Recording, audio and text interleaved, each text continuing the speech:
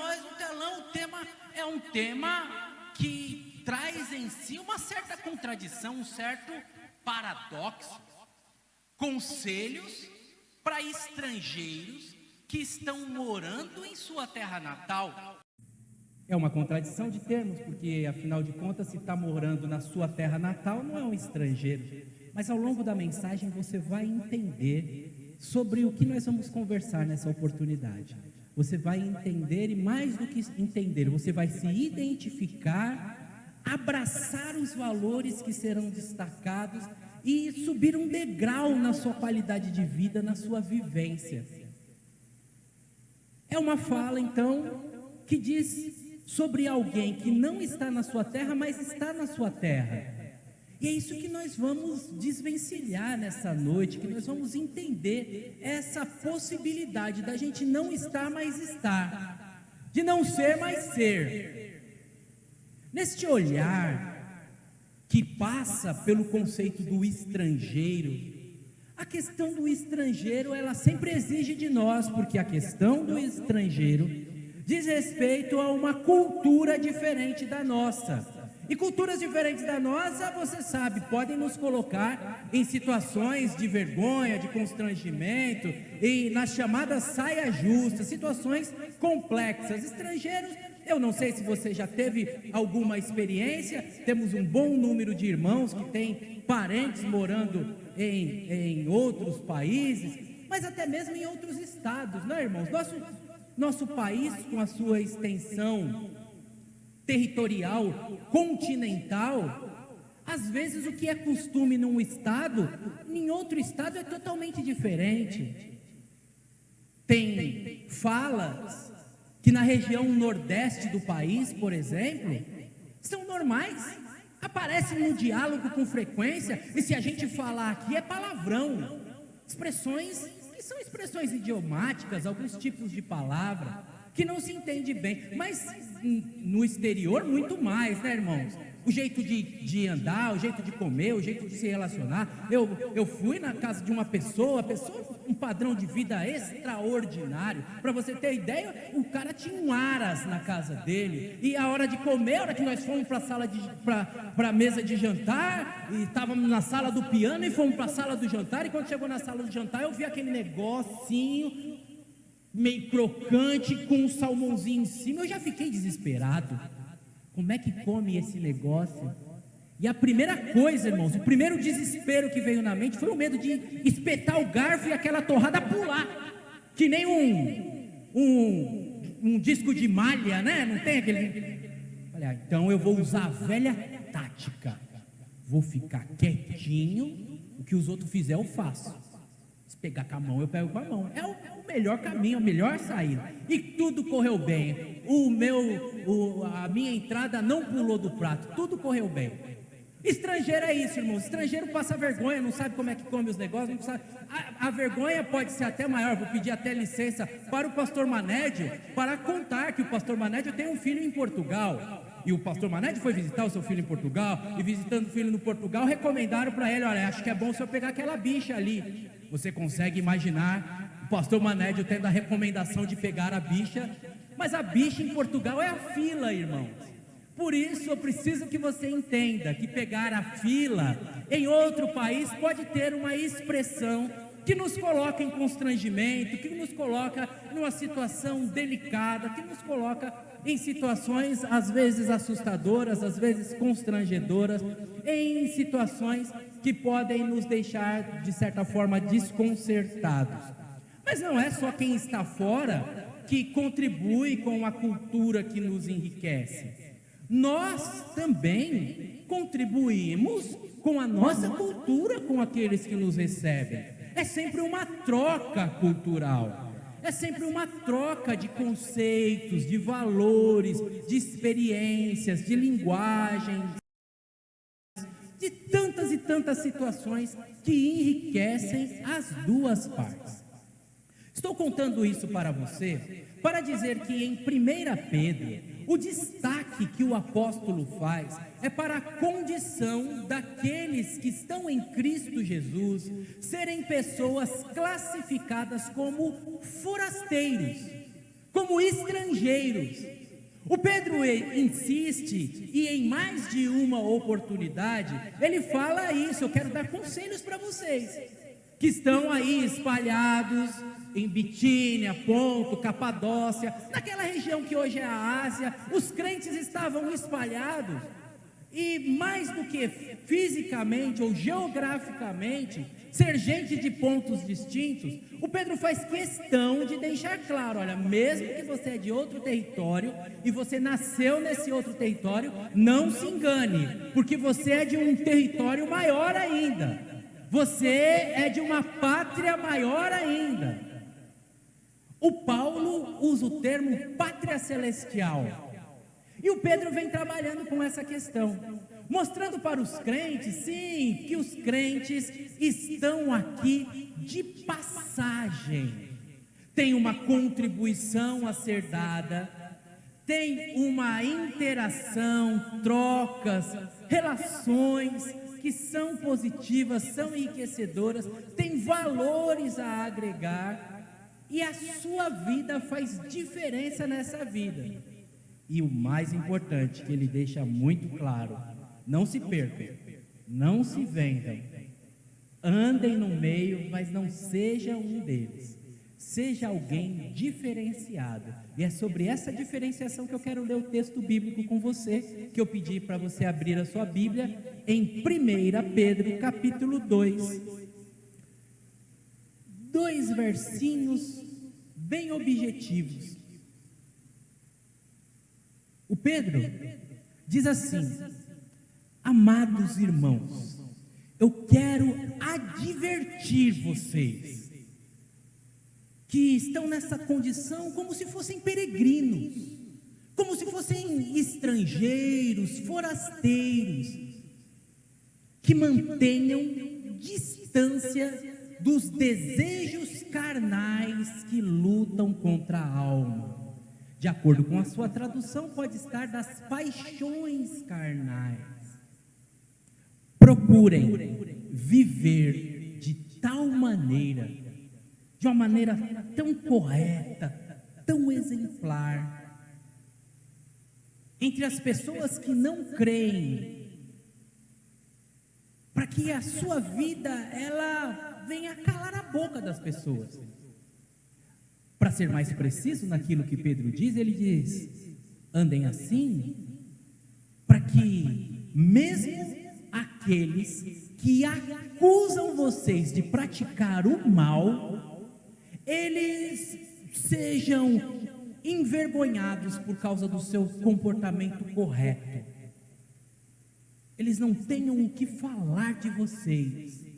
Pelo contrário, no dia do acerto de contas, o dia de se encontrar com Jesus, eles darão glória a Deus pela vida de vocês, que serviu de exemplo quando Jesus vier julgar o mundo. Não é um texto forte? 2 versículos apenas. 2 versículos muito contundentes e muito precisos. Vocês que são estrangeiros, vocês precisam então lutar contra as paixões que depõem contra a sua alma, para que nesta luta contra essas paixões, sua vida seja diferenciada, seja exemplar. E mesmo quem não gosta de você, se quiser falar alguma coisa, não tem o que falar. Eu não gosto dele, mas a vida dele, a vida dela é um exemplo. Essa é a palavra desses 2 versos de 1 Pedro capítulo 2, versículos 11 e 12. Pois bem, irmãos, então está diante de nós. Já ficou claro para você que a mensagem cujo tema é conselhos para estrangeiro em sua terra natal, está mostrando para nós que cada um de nós, mesmo estando em nossa terra natal, mesmo você sendo pindense, tendo nascido em Pindamonhangaba, você estando morando aonde você nasceu, ainda assim você é estrangeiro, você é estrangeira. Ainda que você esteja vivendo no local que a sua família tem toda uma tradição, tem toda uma história, ainda assim você é de um outro território, que tem outros costumes, outra fala, outro linguajar, outro comportamento. algo que Cristo Jesus nos presenteou. E é isso mesmo. Por quê? Porque Cristo Jesus veio dos altos céus, habitou entre nós, e neste habitar entre nós, chama-nos para andar em sua companhia. E na companhia de Cristo Jesus, nós temos a certeza de que nós estamos num caminho. Foi exatamente isso que ele disse. Ele disse: eu sou o caminho. Cristo é uma maneira pela qual a gente vai, não é um lugar aonde a gente chega. E dentro desta realidade de Jesus ser o caminho, nós que nos achegamos a Jesus, somos pessoas que não chegamos a uma condição estática, não chegamos ao destino final. O destino final é Deus, ao qual nós temos acesso por meio de Cristo Jesus.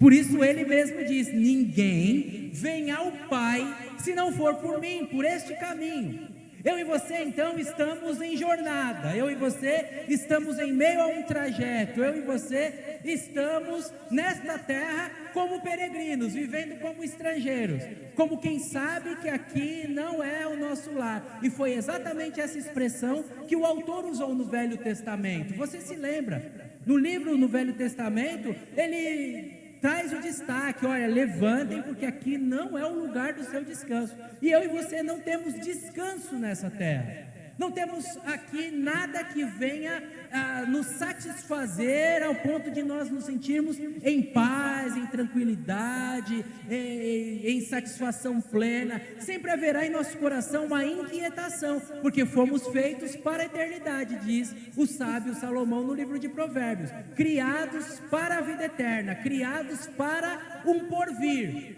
que até que esse porvir se cumpra, nós subsistimos aqui, nos relacionamos aqui, compramos, vendemos, ganhamos, trabalhamos, amamos, nos relacionamos, vivenciamos, damos risada, choramos, experimentamos todos os sentidos dessa terra, como transição, como aprendizado, como parte integrante da composição do nosso ser, que vai, como diz a Bíblia, brilhando mais e mais até se tornar dia perfeito, quando estamos em Cristo Jesus.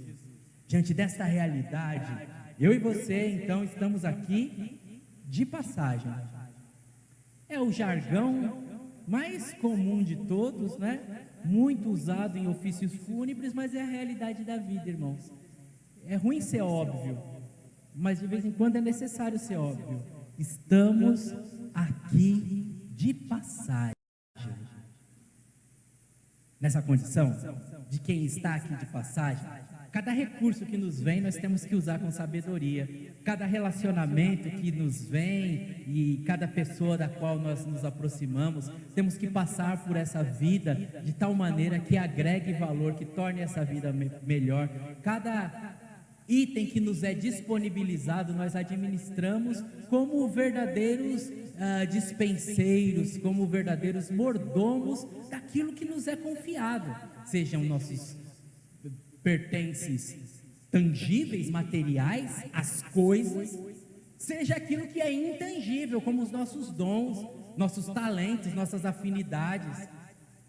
Resumindo, você vai dar conta daquilo que te foi confiado, seja materialmente, seja intelectualmente, daquilo que você sabe e daquilo que você tem, daquilo que você usa, daquilo que você disponibiliza quando você passa. Cada um de nós, irmãos, é administrador durante essa nossa passagem, durante esse tempo que nós estamos aqui. E dentro desta realidade, então, o Pedro traz para nós este chamado, para nós percebermos que enquanto nós temos essa condição de forasteiros, nós precisamos ter dois cuidados. Duas situações merecem toda a nossa atenção. A primeira delas diz respeito ao nosso relacionamento interno, ao nosso relacionamento conosco mesmo. Porque ele vai dizer para nós, veja, acompanhe comigo na sua Bíblia, ainda estamos no versículo número 11, ele diz que nós, nessa nossa condição, precisamos nos abster dos desejos carnais, ou das paixões carnais. Vale muito a pena eu falar para você sobre a paixão por um instante, porque eu penso que a paixão é um recurso muito especial e é um recurso que tem sido subutilizado e, por que não, desprezado. Parece que os crentes não gostam da paixão. Parece que os crentes demonizaram a paixão, porque o amor tudo suporta. O amor, e a paixão não é importante. Não é verdade, irmãos, a Bíblia não diz isso. A paixão é importante. E eu gosto de gente apaixonada. Gosto de gente que vibra, que o olho brilha, que até o pessoal que canta tem que dar uma dançadinha, viu, irmãos? Eu não confio em gente que não dança. Quem canta tem que cantar sorrindo. Né, Silvião? Olha o sorriso do Silvião. Estou sentindo falta do baixo do Silvião. Sorrindo. Gente apaixonada, irmão. O apaixonado, ele é meio doido. O apaixonado, ele não faz muita conta. O apaixonado, está apaixonado, você lembra lá da sua adolescência, né? Mas eu estou falando paixão pela vida, que quem está apaixonado não faz conta. Quem está apaixonado não mede sacrifício, não mede distância. Então, precisamos ter essa componente na nossa vida. É muito ruim quem se arrasta, irmãos. É muito ruim.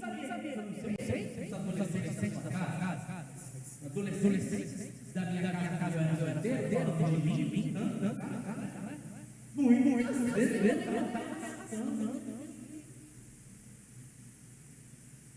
Nervoso de mau humor.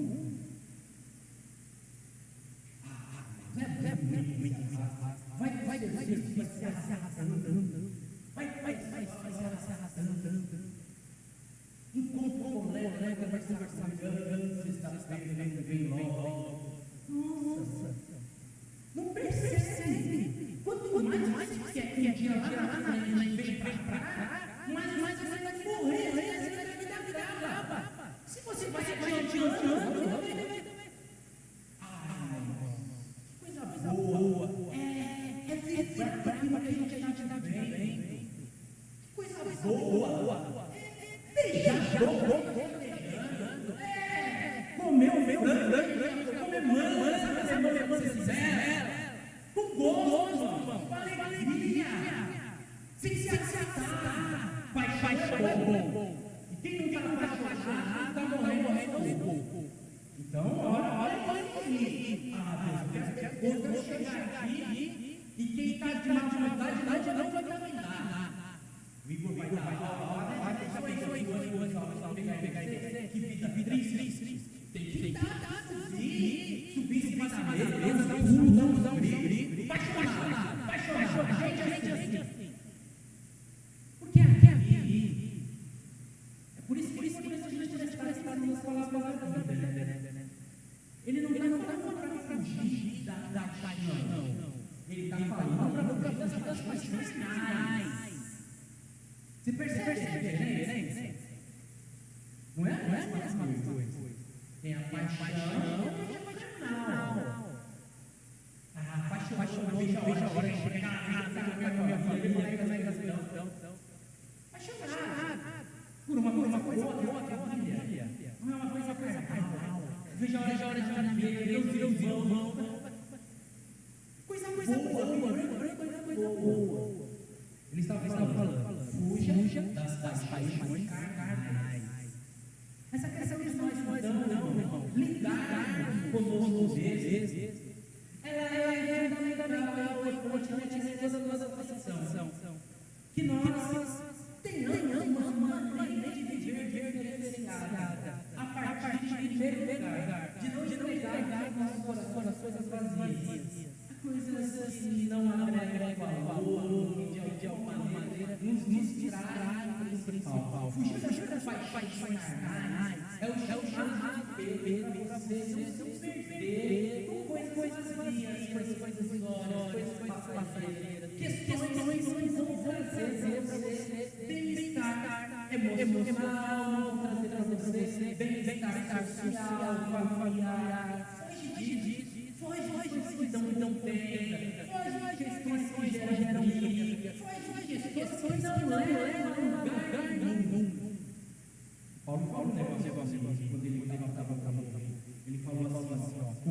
assistir o bom combate. É uma coisa simples, né? Mas é uma coisa tão profunda. Tem combate, não é bom. Combater o bom combate. Tem coisas que não apaixonam. Você já um time de futebol, uma agremiação, um partido político. São questões que mexem com os sentimentos, mexem com as paixões. Mas que possivelmente serão desarmados, que possivelmente não adrenalina, que possivelmente não farão que as pessoas não entendem. Foge das paixões carnais. E quando a gente chama isso, e quando esse olhar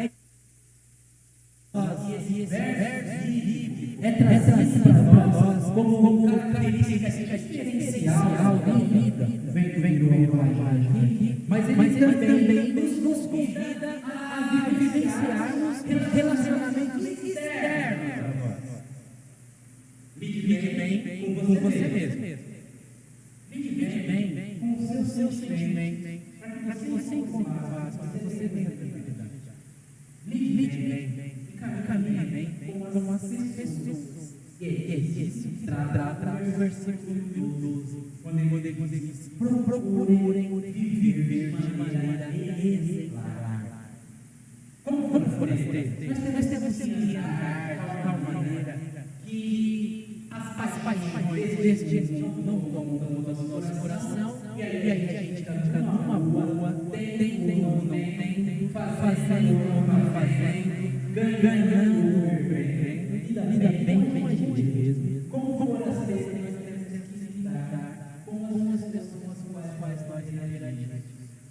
Sabe, o processo de comunicação, processo de compreensão das outras pessoas, de olhar para outra pessoa, não como um adversário, não como alguém que você precisa se afirmar de alguma maneira envergonhar. Hoje, nosso estudo na escola dominical foi tão maravilhoso, o aprendizado que eu tive com os jovens da nossa sala. A sala está muito vibrante, e nós dividimos em dois grupos ali para falar do Baraque. Um ia defender o Baraque, ia acusar o Baraque. Vamos ver que vai sair desse negócio. Foi muito legal, os jovens ensinaram muitas coisas que nós aprendemos em nós, e foi muito rico essa relação e essa compreensão do Baraque, da preeminência Débora, como uma postura ética, como uma maneira de se conduzir sem gerar discussões, sem gerar discórdia entre o povo. Eu e você queremos nos afirmar. Às vezes, até mesmo em casa, até mesmo no casal, nós não damos preferência. O apóstolo Paulo fala isso para os irmãos Filipe. Trate os irmãos preferência. Priorize os irmãos. Coloque em destaque. Elogie mutuamente. Vivam vidas que agregam valor às pessoas com as quais você se relaciona. E acredite nas minhas palavras. Você colocar alguém em uma posição maior do que a sua não faz você alguém menor. Você elogiar, seja seu marido, seja sua esposa, seja seu filho, não te faz bem. Seja um colaborador da sua empresa, reconhecer não faz você menos, pelo contrário, mostra a sua nobreza. É exatamente essa nobreza que o apóstolo Pedro traz para nós. O Pedro traz essa palavra, conduz dessa maneira.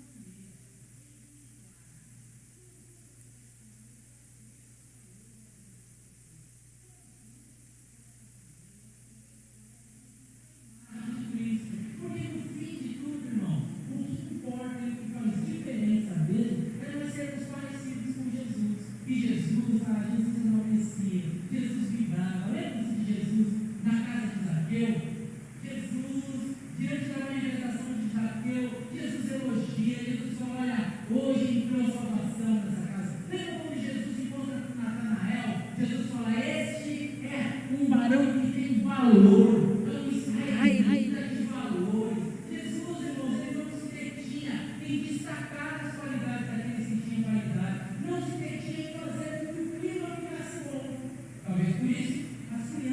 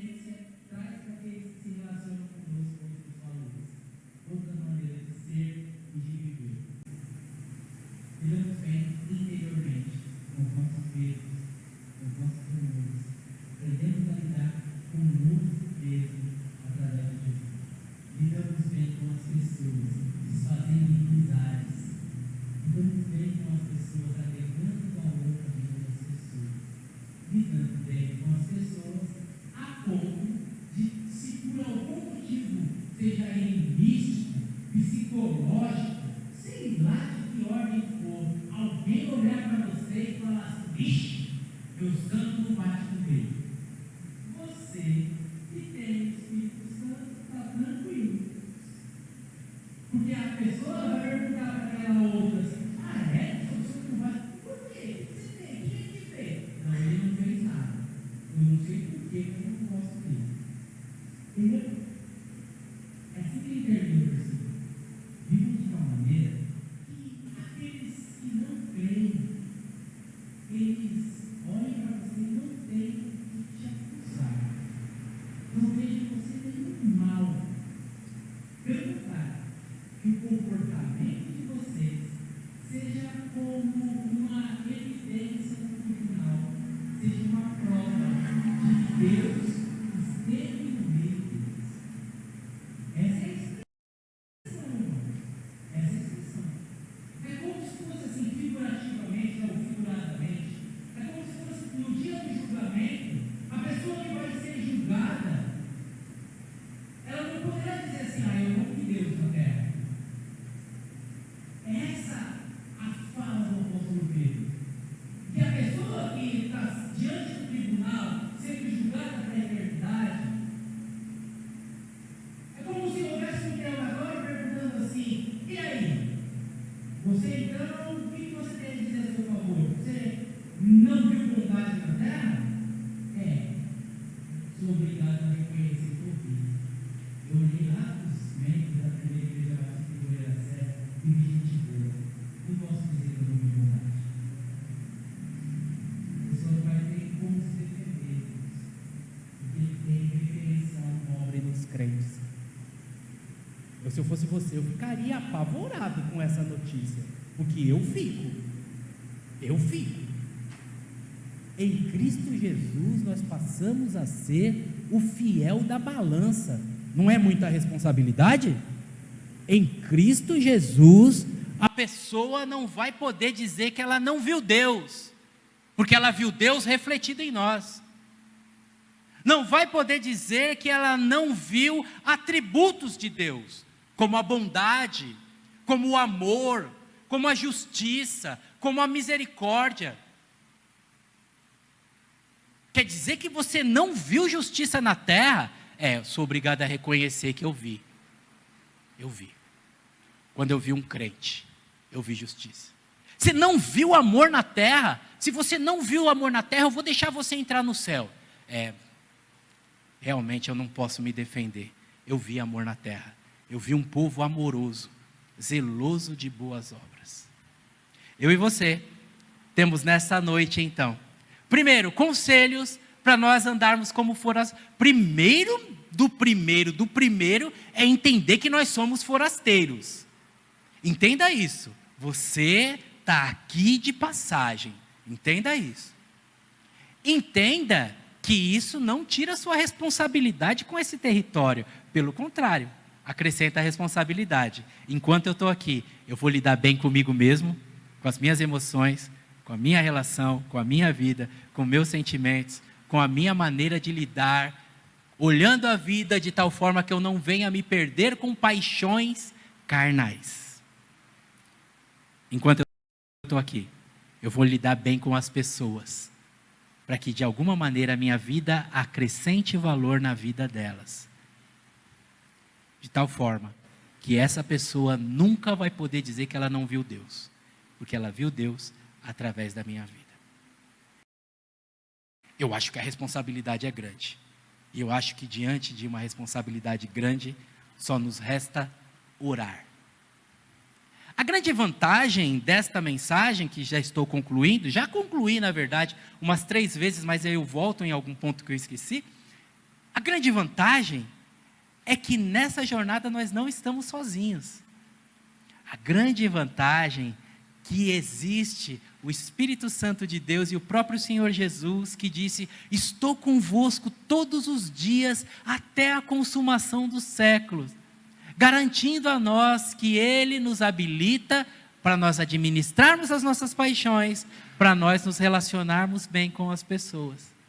Por isso, não fique desesperado. Eu sei que a minha informação ela é pesada, e pelo menos para mim é pesada, mas quando o medo toma conta do meu coração, ao mesmo tempo vem a alegria. Obrigado, Jesus, porque a sua presença vai ajudar eu lidar com as minhas paixões carnais, de tal maneira que elas não venham me arrastar. Obrigado, Jesus, porque a tua presença vai me ajudar a me relacionar com as pessoas, para que a minha vida marque a vida de pessoas. Este ano tem morrido algumas personalidades e algumas expressões têm sido muito fortes diante da morte dessas personalidades. Primeiro foi o Pelé, algo internacional, por conta da história. Mas eu fiquei muito impressionado com as homenagens para a jornalista Glória Maria. Fiquei muito impressionado, outros canais de televisão, outras falas, destacando uma pessoa que marcou histórias. E eu fiquei me perguntando, e eu sempre me pergunto isso, será que eu vou marcar a história de alguém? Quando nós estamos falando de pessoas que passaram, estamos falando do nosso assunto desta noite, que nós estamos aqui de passagem. Eu estou citando pessoas em outro contexto, mas nós, no contexto cristão, temos tudo para marcar a vida da nossa família, da nossa comunidade de fé, dos lugares por onde nós passamos através de Cristo Jesus. Por bondade, abaixe sua cabeça e vamos juntos orar ao Senhor.